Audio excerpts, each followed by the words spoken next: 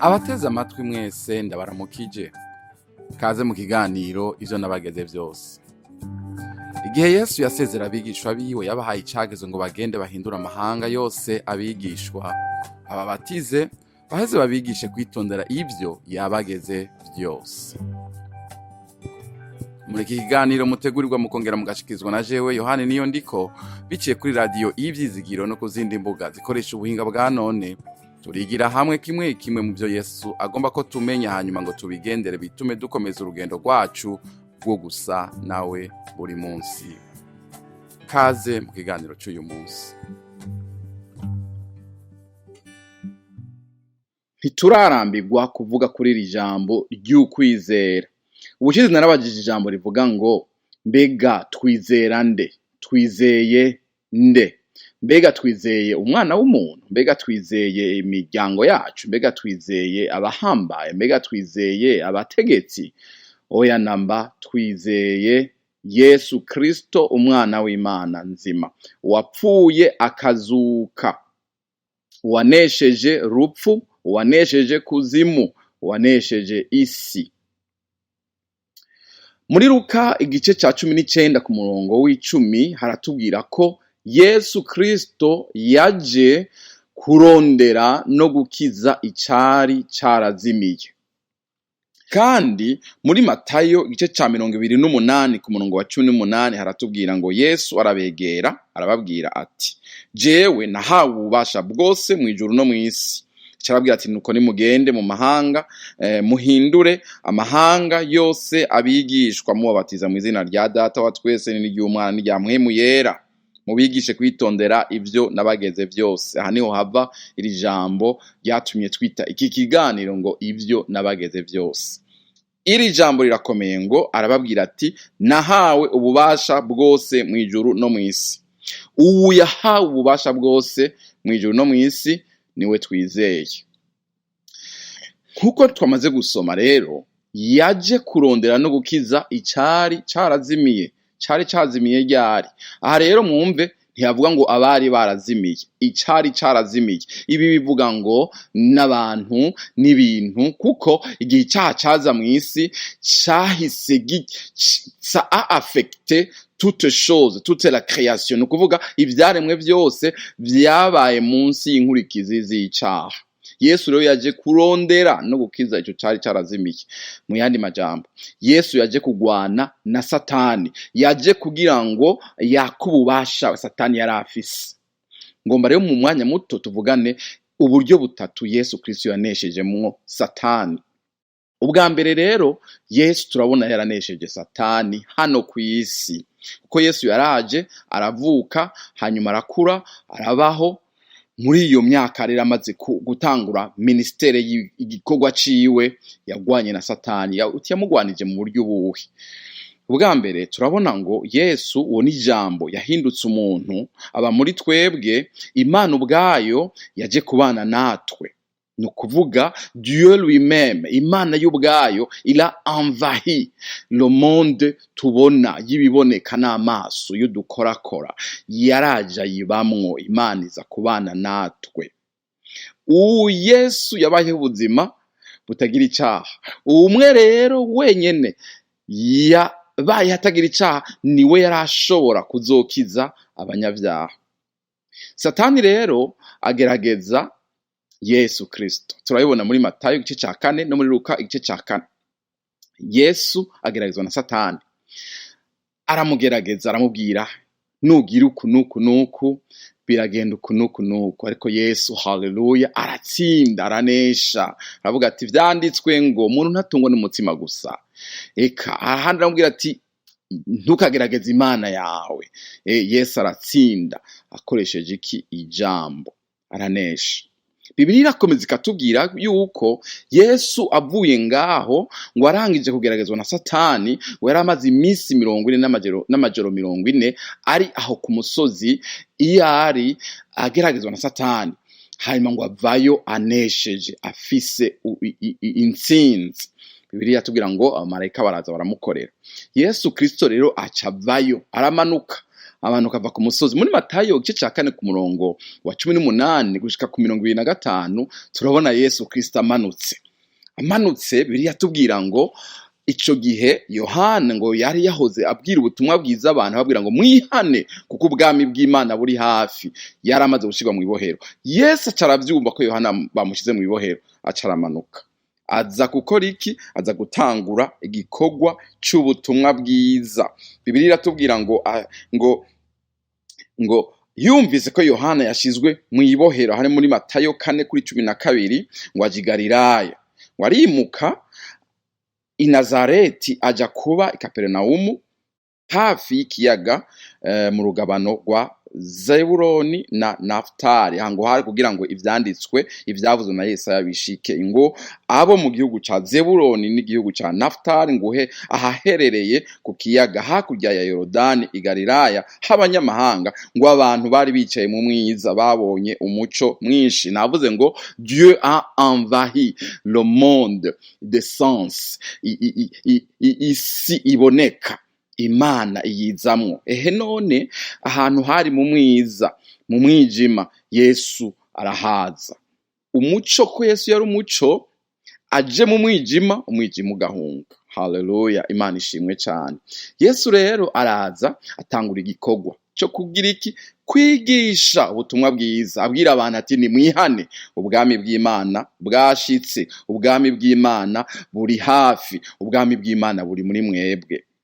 Yesu atangura ikindi gikorwa kidasanzwe kigaragaza intsinzi yiwe kuri Satani. Satani yateza ingwara, yateza imibembe, yateza ubuhumyi, ubumuga butandukanye, ibyaha bifatanye n'izo ngwara zo mu mubiri.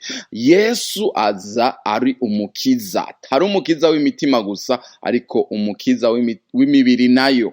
Akiza ingwara, ahumura impumyi, akiza abanyamibembe, akiza ibimuga bigasimba, abantu bagakira.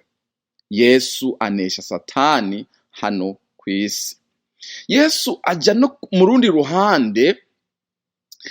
Bibiliya twereka Yesu ahaza abantu ibihumbi n'ibihumbi. Inshuro zibiri Bibiliya twereka ahaza 5,000, ahaza 4,000. Aho kandi Bibiliya tubwira ngo baba baharuye abagabo gusa, abana n'abagore bataharuwe. Yesu ahaza abantu imibiri. Hanyuma kandi turabona Yesu Kristo yerekana ubundi bubasha hejuru y'iki ya Satani. Turabona Yesu agendesha amaguru ku kiyaga. Bivuga ngo Yesu afise ububasha kuri nature.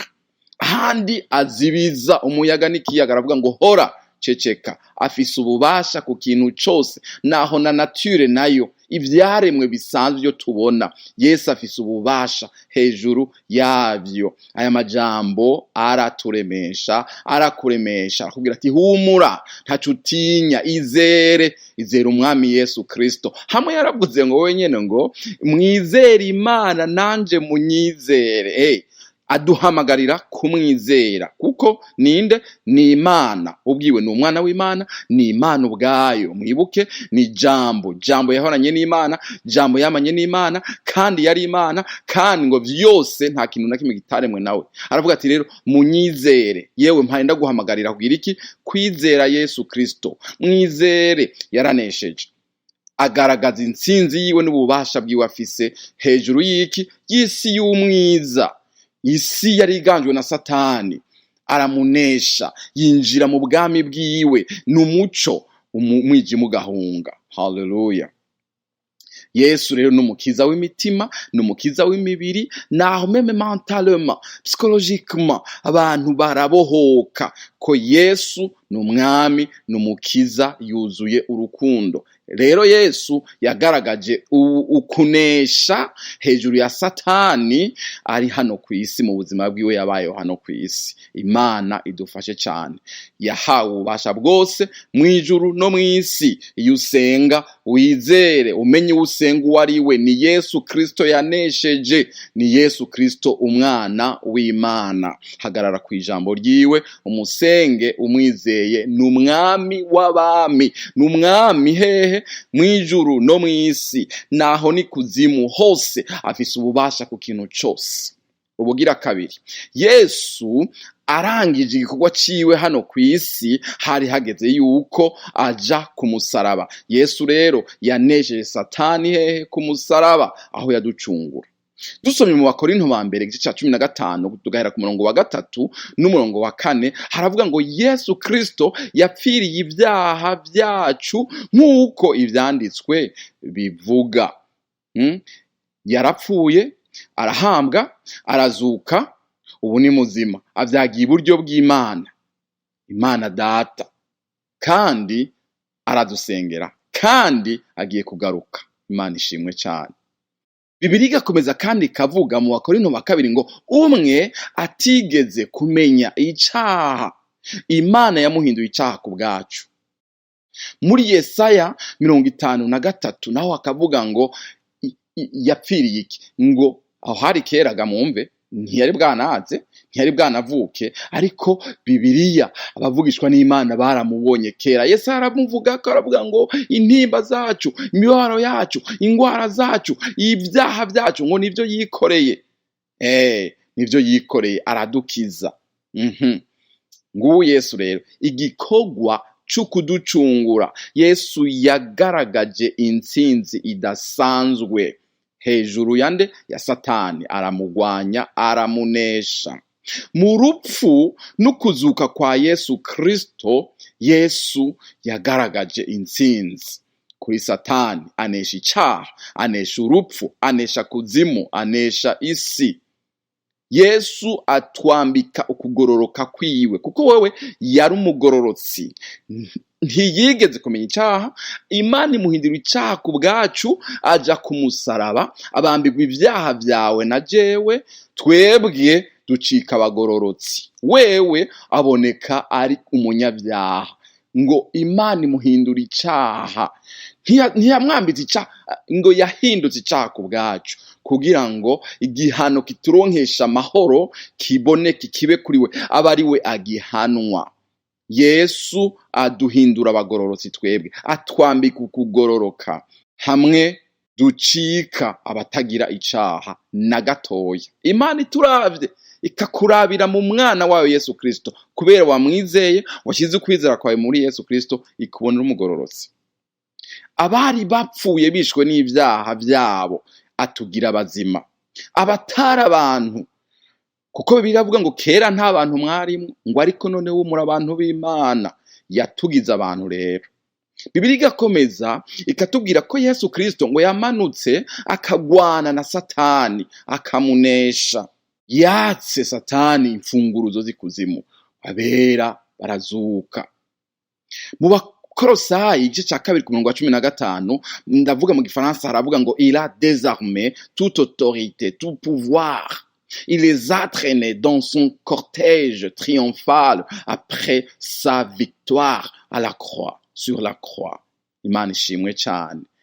Satani araneshwa. Reka ndasome mu Kirundi, haravuga ngo kandi hamwe mwari mugipfuye mwishwe n'ibicumuro vyanyu n'ukudakebwa kw'imibiri yanyu, yabagiranye bazima nawe, ngo imaze kuduharira ibicumuro vyacu vyose, ihanaguye n'icete kitwagiriza kirimwe amabwirizwa, caduhama, igikura hagati yacu nayo, ikibamba ku musaraba. 15 haravuga ngo kandi yambuye abakuru n'abafise ububasha, ibateterereza mu maso ya bose, ibashorera bafashwe mpiri ku bw'uwo musaraba. Haleluya! Umusaraba wa Yesu Kristo. Yandirimbo ivuga ngo ku musaraba wiwe niho twacunguriwe, abatware b'umwijima ngo abahemura ku mugaragaro. Yesu ashimwe cyane. Yesu yatsinze Satani ku mugaragaro. Imana ihanagura icete cyatwagiritse, hanyuma ngo abakuru n'abafise ububasha ngo ibatetereza mu maso ya bose, irabatetereze les a désormais. Imana ihabwa icubahiro. Yesu aronka intsinzi. Mu vyahishuriwe Yohana igice ca 1 ku murongo wa 18, naho Yesu aravuga ngo ndi uwa mbere n'uwa nyuma, uwari yarapfuye none akaba ari muzima. Nari narapfuye none ndi muzima, kandi mfise ngo imfunguruzo z'ikuzimu. Imana ihabwa icubahiro cane. Yesu yaratsinze, Yesu yaranesheje. Uwo twizeye, uwo dusenga, uwo tuvuga, uwo dutakambira, ni Yesu yanesheje, ni Yesu yatsinze abatware bose bo mw'isi y'umwijima, akabanesha, akabateterereza hehe? Ahibonekeza. Imana ihabwa icubahiro cane. Yari yarapfuye, none ubu ni muzima. Ibi igihe vyandikwa haraciye imyaka myinshi, hari muri siècle ya mbere, ariko n'uyu munsi ijambo ry'Imana rifise ububasha. Uriya Yesu nyene bizeye abigishwa ba mbere, natwe niwe twizeye, niwe tuvuga kandi niwe dukurikira. Yaranesheje, yaratsinze. Ubwa gatatu, amaze gutsinda ku musaraba, amaze kuzuka akava mu bapfuye, abamwizeye bose, abashize ivyizigiro muri we bose bahinduka abana b'Imana. Ngubu uburyo bugira gatatu Yesu yatsinzemo Satani. Afata abantu, twabisomye kera batari abantu, akabahindura abantu, si abantu gusa, ahubwo bahindura abana b'Imana, bagacika abana b'Imana. Ukuduhindura ivyaremwe bishasha kwacu kugaragaza intsinzi Yesu Kristo yaronse kuri Satani.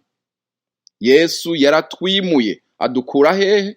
Yadukuye mu bwami bw'umwiza, atwimurira mu bwami bw'umuco. Umuco wiwe utangaje. Imana ishimwe. Ntitukiri ba bandi ba kera, oyaye na gatoya. Turi abantu bashasha, turi ivyaremwe bishasha. Mu Bakorinto ba kabiri igice ca 5 ku murongo wa 17 haravuga ngo nuko rero abari muri Kristo Yesu baba ari ivyaremwe bishasha, ivya kera biba bishize kabisa. Imana ihabwa icubahiro. Yesu rero yaratuneshereje, n'ubu turanesha, turabatsinda, turatsinda iminsi yose. Umwami wacu niwe afise ijambo rya nyuma muri vyose kandi na hose. Ubu nibihe bitazoshira. Yemwe twoye gutinya, Yesu yaranesheje Satani. Twizere Imana, twizere Yesu Kristo, umwami n'umukiza wacu. Woye gutinya, uhumure, Yesu ni muzima. Ubu niwe twizeye. Dukomeze kwizera Imana. Ibi nivyo Yesu yatugeze. Imana ibahezagire. Iyo usenga, usenge wizeye. Niyo amagaragazwa yaza, wizere. Uhagarare magabo, uhagarare mu kwizera. Uhagarara mu kwizera nde? Ubu Yesu Kristo yapfuye akazuka, ariho, ni muzima, kandi agiraze, kandi azotubaza ivyo twakoze, kandi azoha impera umuntu wese ihwanye n'ivyo yakoze. Imana igufashe, Imana iguhezagire. Amen. Ndabashimiye mwebwe mwese mwateze amatwi ikiganiro ivyo nabageze vyose. Twizeye ko mwafashijwe n'inyigisho y'uwu munsi. Tubifurije umugisha w'Imana mu banyu no mu vyanyu. Naho ubutaha.